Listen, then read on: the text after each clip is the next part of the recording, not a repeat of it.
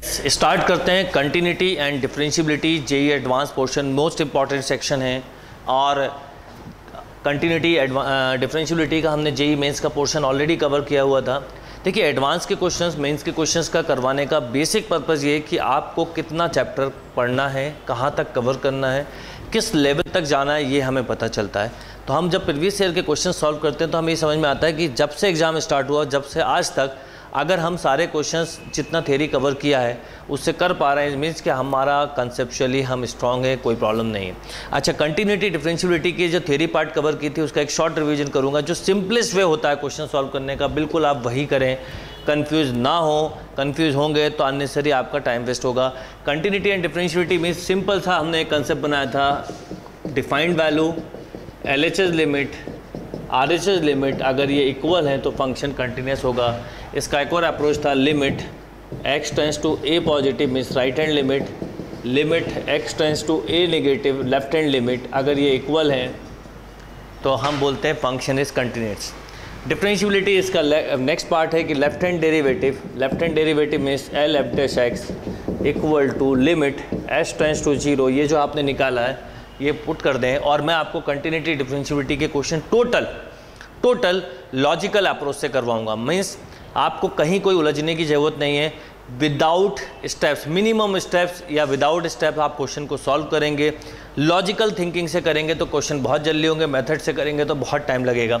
अगर हम देखें तो left hand derivative is L(f)(x) equal to limit s tends to 0 f(x minus h minus f(x) upon minus h, and right hand derivative is simply R(f)(x) क्या होगा, limit s tends to 0 f(x plus h minus f(x) by h। Means left hand derivative अगर right hand derivative के equal है तो function differentiable होगा, और ये condition है तो फंक्शन कंटिन्यूस होगा। आप क्वेश्चंस को डायरेक्ट करिएगा तो आपसे बहुत जल्दी बनेंगे, राइट।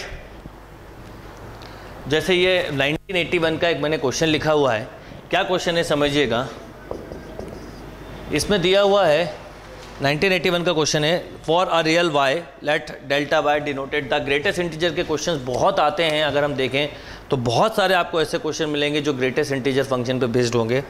इसमें बोला गया हुआ है कि f(x) equal to 10 pi plus x minus pi greatest integer upon 1 plus greatest integer x²। देखिए, अब ये नंबर जो होगा हम लॉजिकली समझें तो ये नॉन जीरो होगा, राइट, क्योंकि 1 plus positive means non zero, तो ये तो प्रॉब्लम ख़त्म।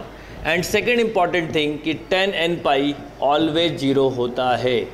अब इससे जो रिजल्ट निकलेगा वो हमेशा इंटीजर होगा, और इंटीजर रिजल्ट होगा, यही लॉजिकल अप्रोच है। इसका मतलब ये हुआ कि n इंटू पाई के बारे में अगर हम बात करें तो ये हमेशा जीरो होगा। तो हम बोल सकते हैं कि function is continuous as well as differentiable. तो जो डी ऑप्शन है वो करेक्ट है। देखिए, आप अगर मेरे साथ पढ़ रहे हैं तो आपको पता भी नहीं चलेगा, और आप IIT जेई मेंस एडवांस के क्वेश्चंस को बहुत क्विकली, बहुत ही लॉजिकल तरीके से कर पाएंगे। कहीं आपको ऐसा लगेगा ही नहीं कि क्वेश्चन टफ आते हैं, क्योंकि अगर सिंपलेस्ट अप्रोच से मैच पढ़ा जाए तो कभी कोई प्रॉब्लम नहीं आ सकती। तो f(x) क्या आया, हम बोल सकते हैं डी ढेले इज़ अ राइट आंसर। कहीं पे आपको कुछ यूज़ नहीं करना पड़ा, राइट। यस, नेक्स्ट क्वेश्चन देखते हैं। देखिए, 1993 का क्वेश्चन है, क्या है f(x) equal to greatest integer 10² x। Then अब अगर आप ध्यान दें तो इसके ऑप्शंस मैंने इसलिए लिखे यहाँ पर, limit x tends to 0 f(x) does not exist, f(x) continuous at x equal to 0, f(x) not differentiable at x equal to 0।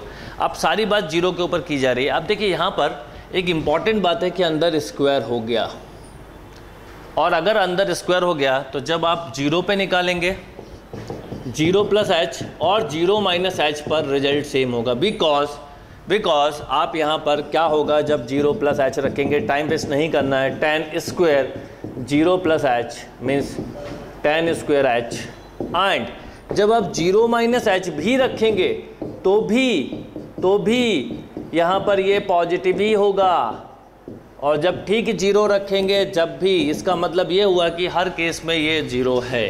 तो कंटिन्यूस भी हो गया, डिफरेंशियबल भी हो गया। और अगर f'0 अगर आपसे कभी बोला जाता तो आप 0 बोलते, इसलिए डी नहीं है correct, right. B is a right answer.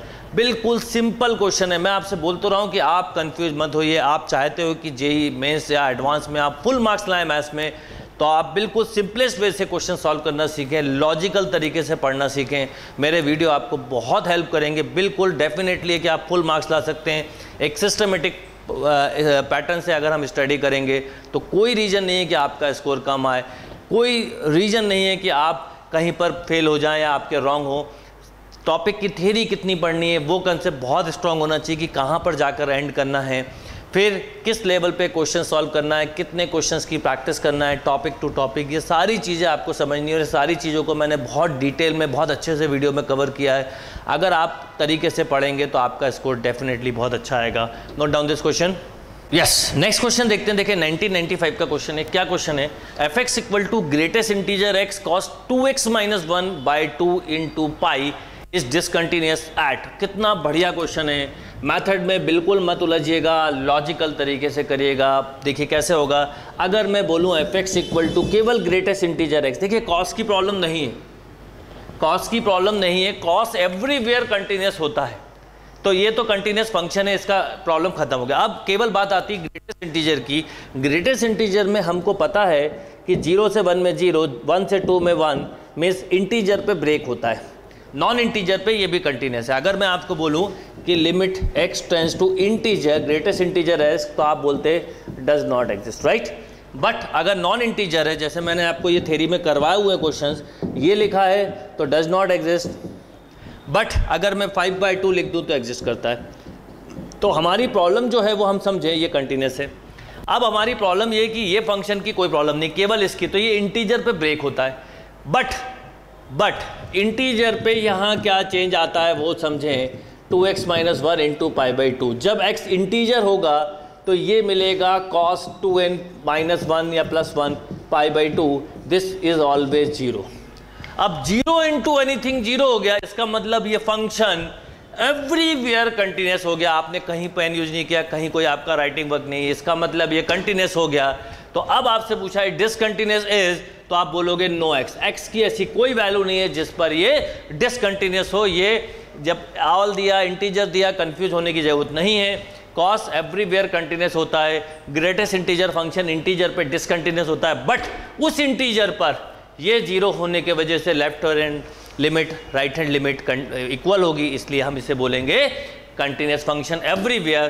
तो हम आंसर बोलेंगे no x, right. Note down this question.